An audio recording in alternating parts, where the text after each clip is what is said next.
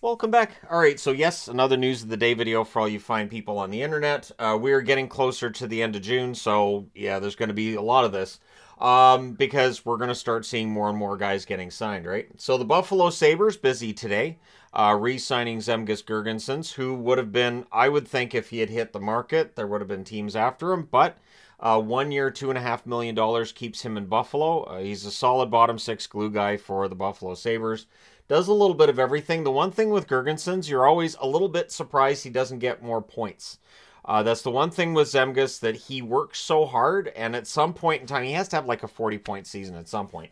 But they also re-signed Lukas Rusek as well. Rusek only got into a couple of games this year, but he didn't look out of place. He gets an extension worth $775,000 per season for 2 years. So that's the league minimum now, $775,000. The Arizona Coyotes also getting some work done today, re-signing Steven Kampfer. It is a two-way deal. It's a 1-year deal for Kampfer. At the NHL level, playing for Arizona, he would make $775,000. While he's in the AHL, that number is $225,000. I'll throw this out there too. I know there are people who think if it's a two-way deal, then you don't have to worry about waivers. The one-way, two-way deal, it has nothing to do with waivers. I get the feeling that's one of those things that people who played EA Sports games might have thought.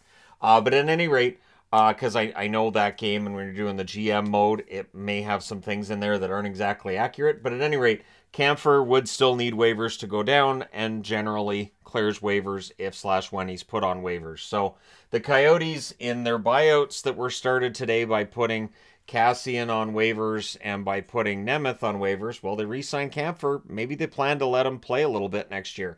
One thing with Arizona, they're not shy about giving guys a chance. I think if Carcone was to stick around with the Coyotes, and I don't think they've re-signed him yet, I think they would give him a shot at some serious NHL minutes. He had a very good season in the AHL. Might be a decent pickup for somebody if Arizona doesn't re-sign him. Now, one thing that's out there, and I have these two together for a reason, because I'm going to talk about this is how this season works.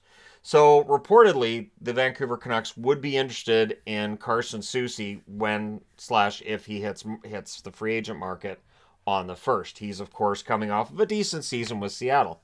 Now, the debate is out there of how much money he would want, how long he would want, and all this, and Vancouver being interested in him. But this is where rumors can get kind of a little bit murky, because what happens is you see reportedly interested, and that's as far as I'll go with it, because they haven't talked to him. Clearly, you can't talk to players before July the 1st.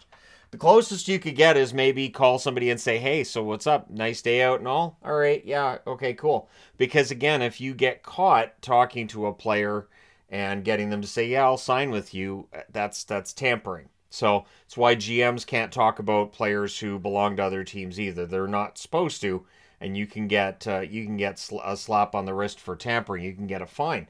So Soucy being a guy that the Canucks are interested in makes sense, because they definitely need another defensive defenseman.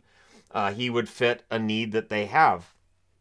But where the rumor season gets kind of a little bit murky is, I want to say it was Chris Johnston that floated the idea of, the Leafs need cap space. Maybe they buy out TJ Brody. And that was I think it was Johnston. Maybe Frank. Was it Frank Saravalli?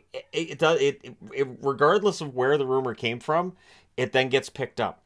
And so people start talking about, hey, so are the Leafs buying out Brody? Hey, so maybe the Leafs are going to buy out Brody. What happens is that then somebody steps forward and says, yeah, there's no truth to the idea that the Toronto Maple Leafs would buy out TJ Brody. And they shouldn't. That's just reality. They really shouldn't. Brody, solid defenseman for the Leafs. I think the amount of hate that the Leafs blue line gets is, I think it's because they don't really have like a big household name outside of Morgan Riley. They have some good, hardworking defensive defensemen. They are working on trying to keep Luke Shen around and try to make the money work, but and just sign a contract that makes a lot of sense as well.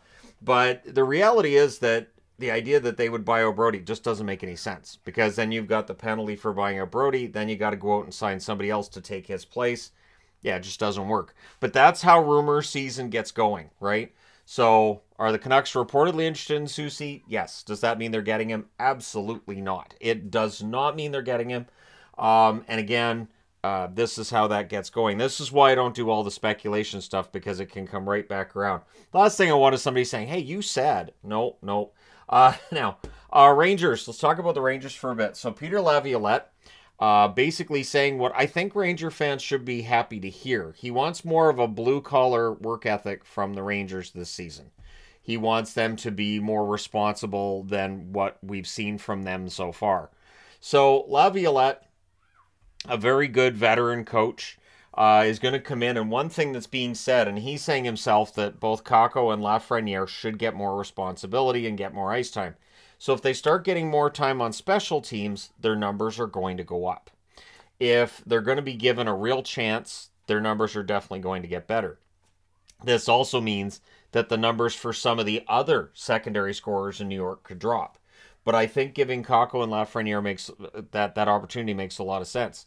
They both had very good years this year. But again, if you're not getting time on the power play, if you're just playing 5-on-5, if you're on a third line, there's a limited amount of offense that you can provide. So I do think that given that opportunity, they will get better. I know there's been rumors about whether or not one or the other might be available for trade. I would be very surprised to see the Rangers even consider moving Lafreniere, because worst case scenario would be Lafreniere's still quite young, that you trade him somewhere else and then he blossoms into that goal scorer, that point producer, and you likely don't get back what would have made it worth trading him out. So we'll see what happens there in New York, but it sounds like Laviolette has the right idea. We'll just see whether or not the execution comes off the way that I'm sure he would want it to. Let me know your thoughts in the comments section below. As always, don't forget to hit like and subscribe if you're browsing your way through. You just happened upon this video. Thank you guys so much for watching, for all your support. I will talk to you again soon.